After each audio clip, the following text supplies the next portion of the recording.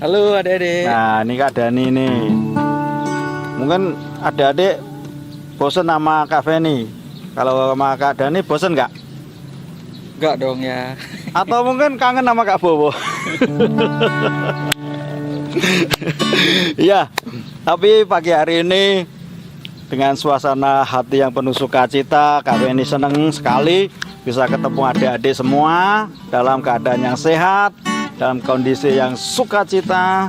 Biar pagi hari ini dalam ibadah anak-anak sekolah minggu GB Kedamaian, biarpun masih online, kita tetap semangat. Jangan bosen-bosen ya. Kita dalam memuji Tuhan. Yuk, kita berdoa dulu. Tuhan, terima kasih buat waktu yang Kau berikan kepada kami. Kalau kami masih bisa berkumpul kembali, masih bisa memuji Tuhan, membesarkan nama Tuhan, bahkan mendengar cerita-cerita sekolah minggu. Ini sungguh luar biasa Tuhan.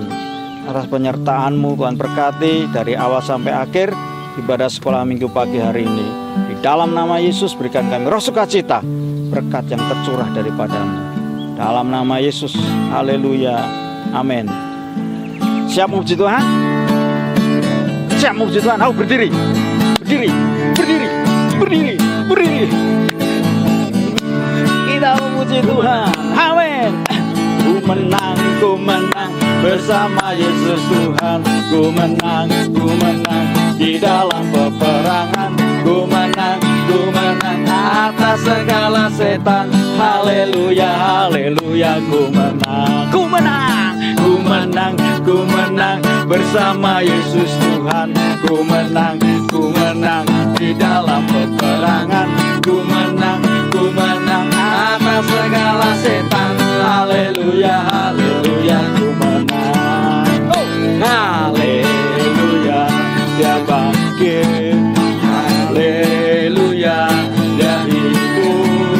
Haleluya, Dia naik. Roh Kudus turun. Ku menang bersama Yesus Tuhan. Ku menang di dalam peperangan. Ku menang atas segala setan. Haleluya, haleluya, ku menang. Haleluya, Dia bangkit. Haleluya, Dia hidup. Haleluya, Dia naik. Roh Kudus turun. Haleluya, haleluya, Dia bangkit. Haleluya, Dia hidup. Haleluya, Dia naik. Roh Kudus turun. Roh Kudus turun. Roh Kudus turun. Haleluya.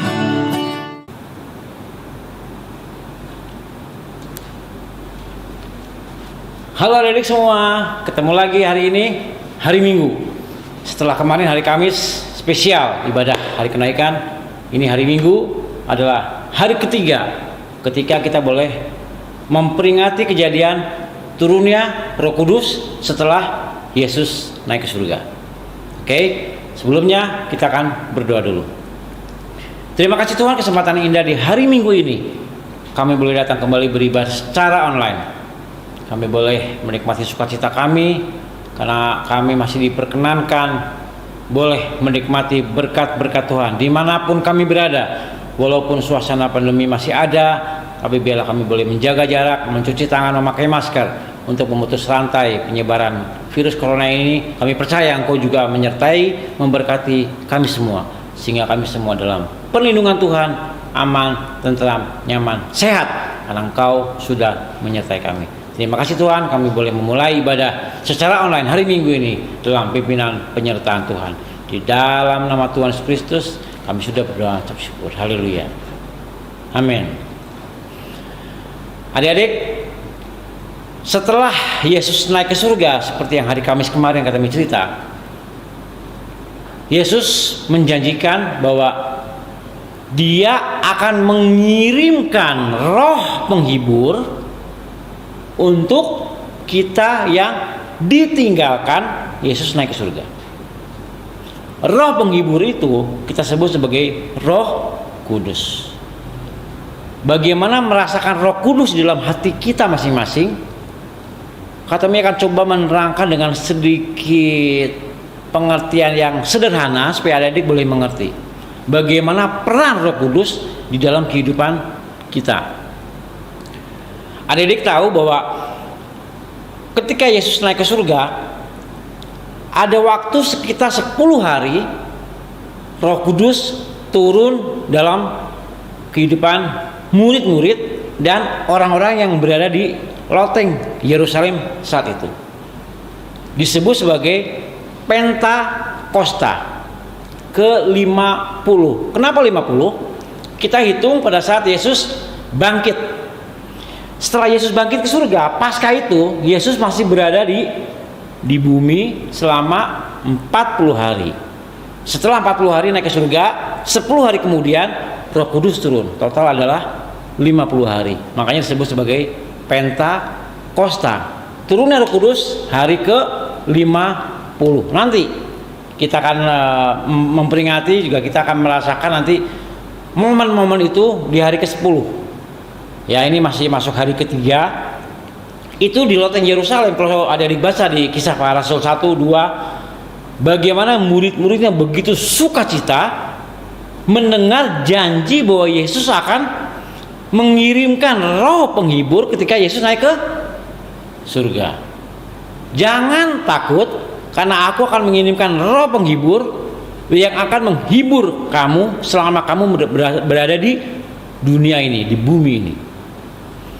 Jadi yang merasakan kesepian ditinggalkan Tuhan Yesus bukan cuma murid-murid yang ada di loteng Yerusalem saat itu, tapi sampai saat ini kita, adik-adik dan kami semua merasakan bahwa kita tidak melihat sosok Tuhan Yesus secara nyata dalam bentuk manusia. Tapi ketika Yesus sudah naik ke surga, Tuhan Yesus mengirimkan Roh Kudus, Roh penghibur dalam diri kita orang percaya, termasuk adik-adik kan kami juga. Bagaimana kita boleh merasakan Roh Kudus, Roh penghibur dalam hidup kita? Sederhana. Yesus adalah Tuhan yang maha kasih, maha mencintai. Ada sukacita, ada berkat. Kita akan merasakan sukacita dalam hati kita setiap hari, setiap saat. Nah, sukacita itu akan semakin besar ketika Roh Kudus membantu kita, memberikan dorongan, memberikan penghiburan. Contoh penghiburan itu apa sih? Ketika dia lagi sedih, mengalami sesuatu yang tidak enak, dijahilin temen, mungkin lagi menghadapi di sekolah ulangan susah, nggak bisa tidur karena lagi mengalami sesuatu yang tidak enak. Ketika adik berdoa, Tuhan tolong aku supaya aku bisa mendapatkan kembali jalan keluar, hanya aku lagi suntuk banget. Tiba-tiba kok ada merasa, oh iya ya, aku kepikiran, aku ada akal, aku ada cara. Itu ada salah satu cara dari mana Roh Kudus memberikan kekuatan dalam diri kita. Melalui apa? Bisa melalui pikiran, bisa melalui hati kita. Jadi hal-hal yang sifatnya adalah sukacita, kegembiraan, damai sejahtera, itu datangnya dari Roh Kudus. Nah, cara membedakan bagaimana itu Roh Kudus sama roh dari iblis, roh kejahatan, gampang. Roh Kudus itu selalu memberikan damai sejahtera, ketenangan, sukacita, jalan keluar. Kayaknya gampang aja ya. Sebaliknya, roh yang dari kekuatan gelap, iblis, setan, selalu memberikan roh ketakutan, gelisah, kepengennya memberontak, ada rasa ingin sesuatu yang jahat keluar dalam hati kita. Itu roh dari iblis. Jadi kita orang Kristen harus bisa membedakan mana roh yang dari Tuhan, mana roh yang dari iblis. Roh Kudus dikatakan, aku akan mengirimkan roh penghibur.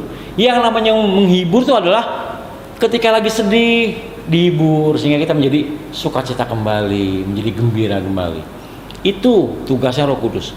Selalu memberikan penghiburan, memberikan kebahagiaan, memberikan kekuatan, memberikan jalan keluar, memberikan sukacita, damai sejahtera, semuanya ada. Itu karya Roh Kudus di dalam hidup kita. Ketika adik-adik mengalami kesulitan dalam belajar, di sekolah, dalam kehidupan sehari-hari, bermasalah mungkin dengan adik, dengan kakak, dengan orang tua, cukup berdoa, minta tolong, Tuhan kirimkan Roh Kudus-Mu dalam hidup saya, supaya saya boleh mengalami ketenangan dalam menghadapi masalah. Ketika kita diam, Roh Kudus bekerja dan kita boleh merasakan sesuatu yang luar biasa. Kalau sudah minta sama Roh Kudus untuk bekerja, kita jangan ikut-ikutan bekerja juga. Nanti bentrok.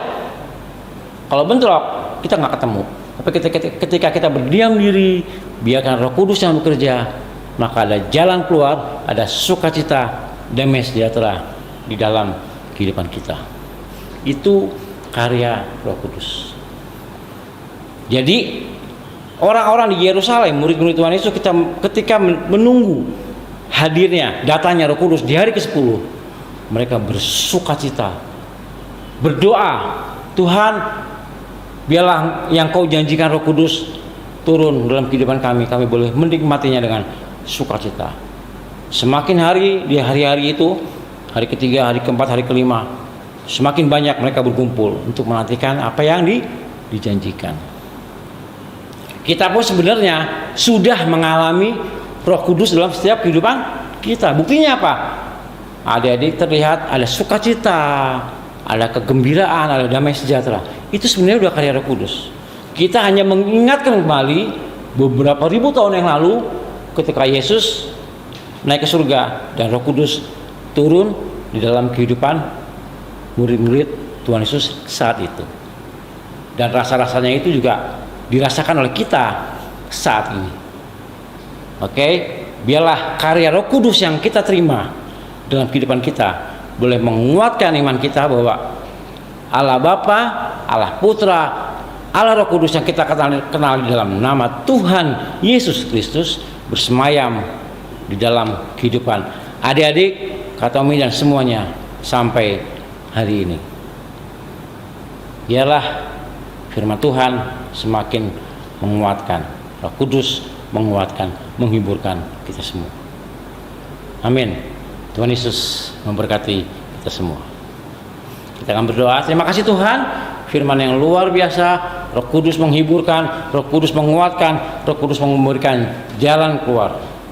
Ketika kita mengalami masalah dalam kehidupan kami, kesulitan dalam kehidupan kami serahkan dalam tangan kemurahan-Mu.